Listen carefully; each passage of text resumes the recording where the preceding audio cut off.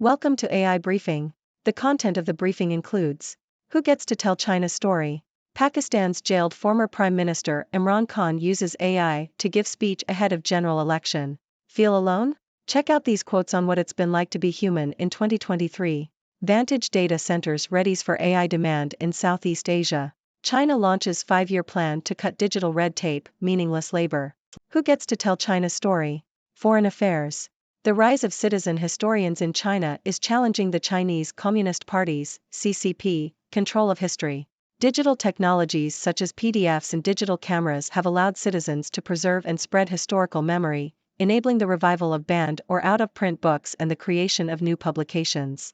These tools have become the modern-day weapons of the weak, allowing citizen historians to confront the government's myth-like telling of history. Despite the CCP's efforts to control history, events such as last year's white paper protests against COVID-19 lockdowns and a slowing economy show that large groups of Chinese people are questioning the government's version of events.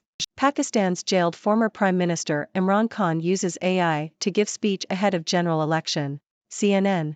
Imran Khan, the former Prime Minister of Pakistan who is currently imprisoned on charges of corruption, has used artificial intelligence, AI, to create a voice clone that allows him to campaign for his political party.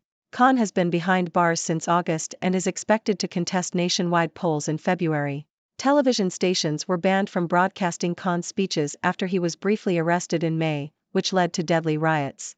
His Pakistan Tehreek-e-Insaf (PTI) party held an online rally on Sunday, during which it released a 4-minute clip using AI technology to mimic Khan's voice. Feel alone? Check out these quotes on what it's been like to be human in 2023. The Toronto Star.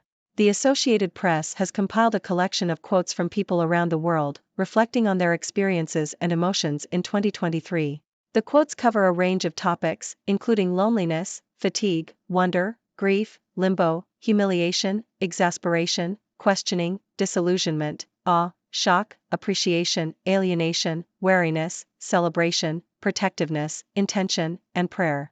The quotes provide a snapshot of the diverse feelings and perspectives of people around the world during a tumultuous year.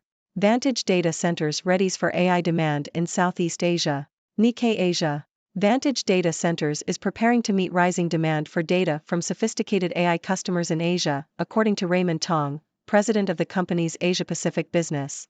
Tong said the company's design and construction teams are starting to factor in the change in requirements for its new facilities in Kuala Lumpur, given the rapid development and adoption of generative AI.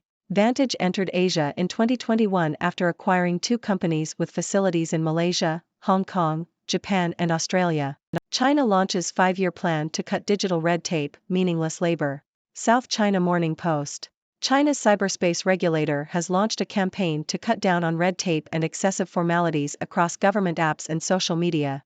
The directive, issued on Monday by the Central Cyberspace Affairs Commission, said that government apps, social media accounts, and WeChat groups need to be regulated to make tools more user-friendly and not used by officials in evaluations or to show off levels of digitalization.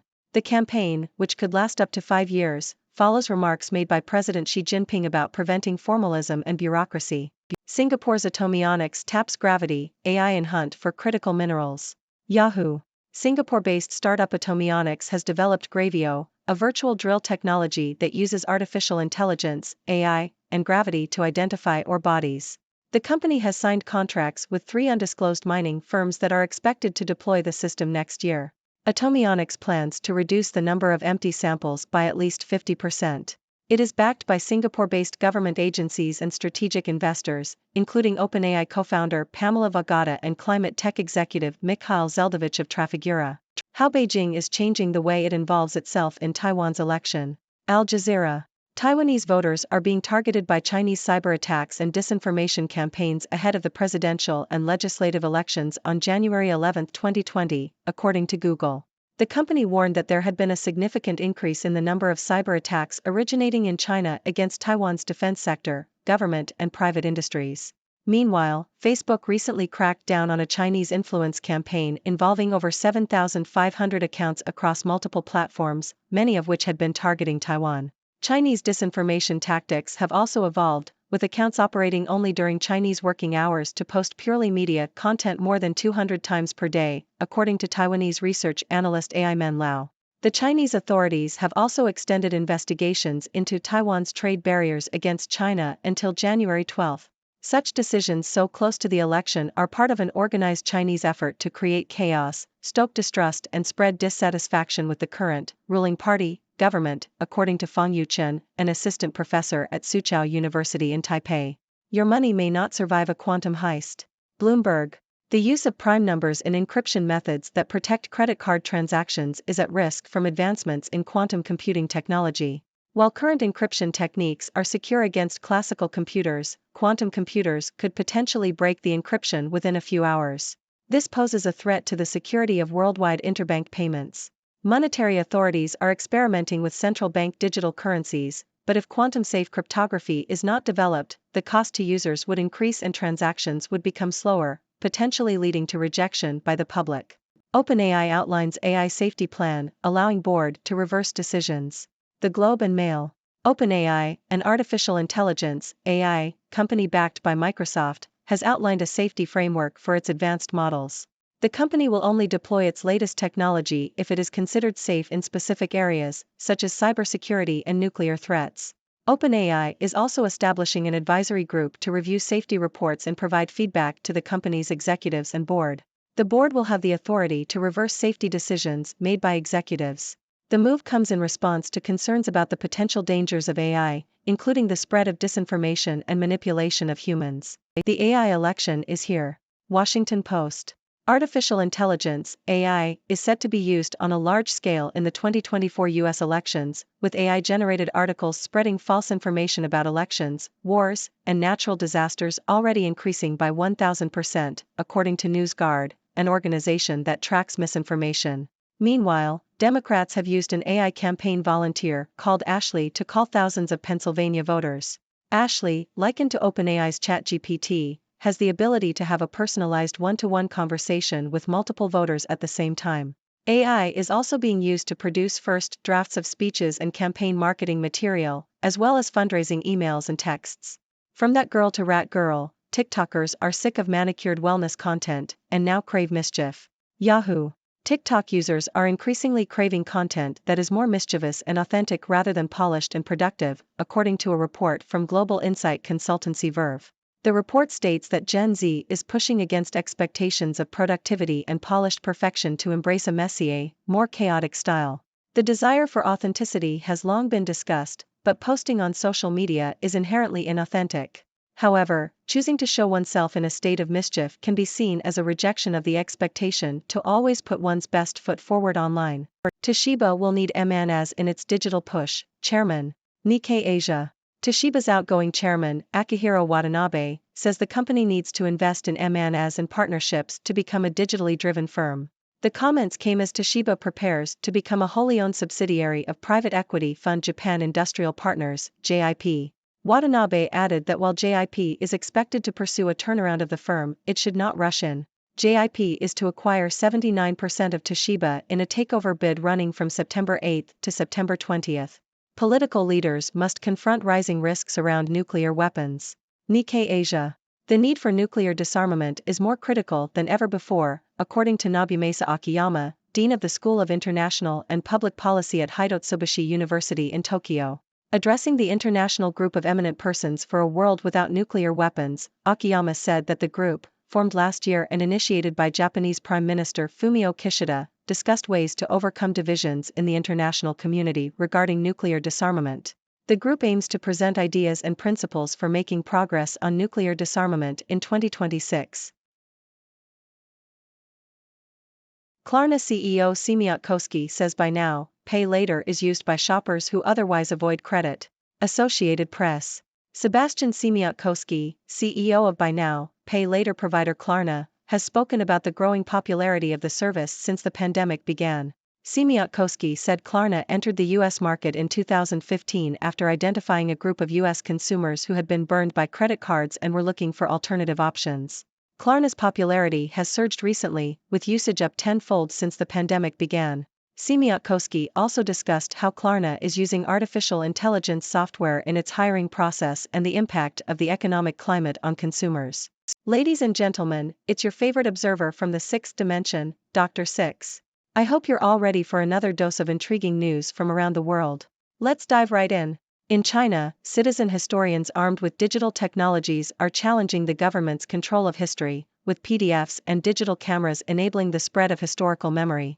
It seems like the CCP's version of events is facing some serious questioning from large groups of Chinese people. Meanwhile, in Pakistan, former Prime Minister Imran Khan, who is currently behind bars, has used AI to campaign for his political party.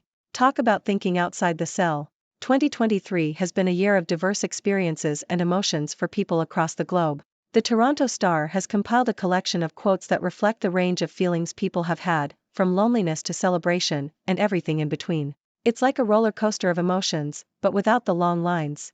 Vantage Data Centers is getting ready to meet the rising demand for data from AI customers in Southeast Asia. They're adapting their facilities to accommodate the rapid development and adoption of generative AI. Looks like AI is not just taking over our screens, but also our data centers. China is on a mission to cut down on red tape and excessive formalities in its government apps and social media. They want to make things more user-friendly and prevent officials from using these platforms for evaluations or to show off their digital prowess. I guess even the government needs to declutter its digital life. Singapore-based startup Atomionics is using AI and gravity to identify ore bodies. Their virtual drill technology, Gravio, aims to reduce the number of empty samples in the search for critical minerals. Who knew AI could be a miner's best friend? In Taiwan, Chinese cyber attacks and disinformation campaigns are targeting voters ahead of the upcoming elections. Google and Facebook have both identified these activities, which aim to create chaos and spread dissatisfaction with the current government. Looks like some people will do anything to influence an election. Quantum computing poses a threat to the security of worldwide interbank payments. The encryption methods currently used to protect credit card transactions could be broken by quantum computers in a matter of hours. So, your money may not survive a quantum heist. Better keep an eye on those digits. OpenAI is taking AI safety seriously by establishing a safety framework for its advanced models. They're also setting up an advisory group to review safety reports and giving their board the power to reverse safety decisions made by executives. It's like having a safety net for AI. I wonder if they have a safety net for humans too.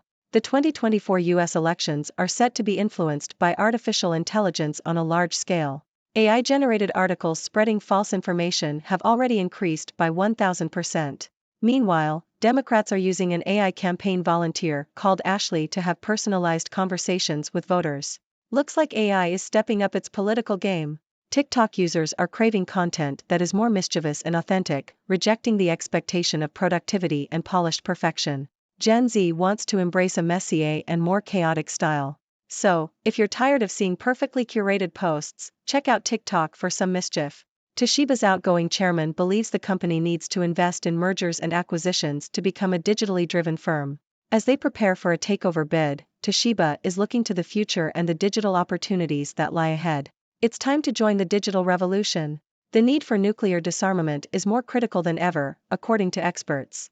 An international group is working on ideas and principles to make progress in this area. Let's hope we'll see a safer world without nuclear weapons in the near future. Macquarie's head of AI and software research believes that Microsoft is well positioned to drive widespread adoption of AI. With its enterprise-focused approach, Microsoft has the potential to make a big impact in the generative AI space. Looks like Microsoft is ready to take the AI world by storm. By now, pay later is gaining popularity, especially among US consumers who have been burned by credit cards. Klarna, a leading provider of this service, has seen a surge in usage since the pandemic began. It seems people are looking for alternatives to traditional credit. Maybe it's time to say goodbye to those credit card bills. That's all the news for today, folks. Remember, these stories are just the tip of the iceberg, and there's always more to discover and discuss. So, what are your thoughts on these news items?